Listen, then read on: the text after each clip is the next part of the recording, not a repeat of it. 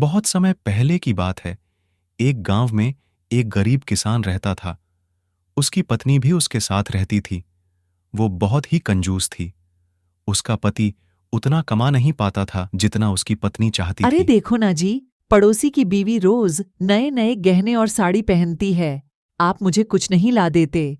मैं तंग आ गई हूँ आपके साथ रहने से। अरे भाग्यवान, लेकिन मैं क्या करूं? मैं जितना कमाता हूं उतना तो सिर्फ घर के खर्चे में ही चले जाते हैं। ठीक है, तुम चिंता मत करो, मैं अगले हफ्ते तुम्हारे लिए नई साड़ी ला दूंगा। वह किसान रोज खेत में काम करने चला जाता। सामू नाम का उसका एक पड़ोसी था। उसका किराने की दुकान थी, जो कि बहुत ज्यादा चलती थी, जिसमें बहुत भीड़ रहती थी। किसान की पत्नी ने सोचा, क्यों ना मैं इसे जाकर पूछूं कि यह इतना भाग्यशाली कैसे है, इसके पास इतने ग्राहक आते कैसे हैं और यह धीरे धीरे इतना अमीर कैसे हो गया। एक दिन वह सामू के दुकान पर चली गई। सामू भैया, आप इतने अमीर हो, आपके पास कोई चीज की कमी नहीं है, पर आप इतने पैसे लाते कहाँ से हो? आपके पास इतना ग्राहक आते कैसे है? देखो बहन, ये बात तो किसी को नहीं बताता हूं और तुम थोड़ी मेरी खास हो, इसीलिए मैं तुम्हें बता रहा हूं। मेरे घर के पीछे एक जादुई आम का पेड़ है। जिस आम को तोड़कर मिलाता हूं और रोज अपने दुकान में रखता हूं, जिसके कारण मुझे अच्छा खासा मुनाफा रोज होता है। इतना सुनने के बाद किसान की पत्नी वहां से चली गई, पर वह बहुत ही लालची थी।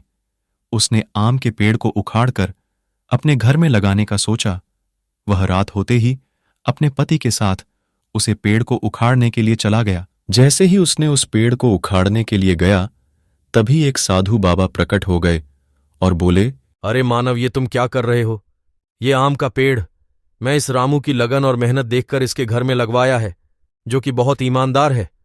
अगर इसे तुम उखाड़ोगे तो तुम नष्ट हो जाओगे। नहीं, मैं चाहती हूँ कि मैं भी इनके जैसा अमीर बनूं। मेरे पति बहुत कम कमाते हैं, जिससे हमारा खर्चा भी नहीं चल पाता।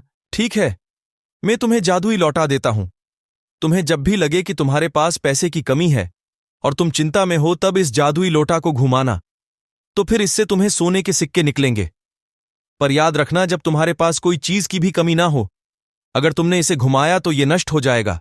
फिर साधु बाबा ने उसे लौटा दे दिया और दोनों पति पत्नी खुशी खुशी घर आ गए। उन्हें कभी भी किसी भी चीज की जरूरत पड़ती है, वह लोटा से सोने के सिक्के निकालकर उसे बेचते और अपनी जरूरत को पूरा करते। वह इसी तरह देखते देखते बहुत बड़े आदमी बन गए, पर उनके मन में लालच बढ़ती गई। फिर वह बहुत ही खुश रहने लगे। फिर उसे लौटे से सिक्के निकालने की जरूरत नहीं पड़ती। किसान की पत्नी ने सोचा कि अगर ऐसे ही लौटा रखा हुआ रहेगा तो इसकी जादुई शक्तियां खत्म हो जाएंगी।